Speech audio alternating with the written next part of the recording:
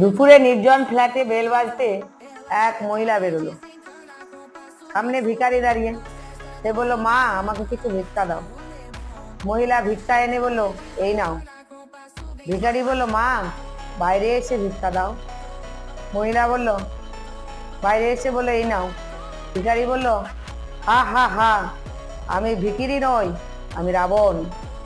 মহিলা বলল, হা হা হা, আমিও সীতা নই, আমি কাজের মেয়ে বিজলি।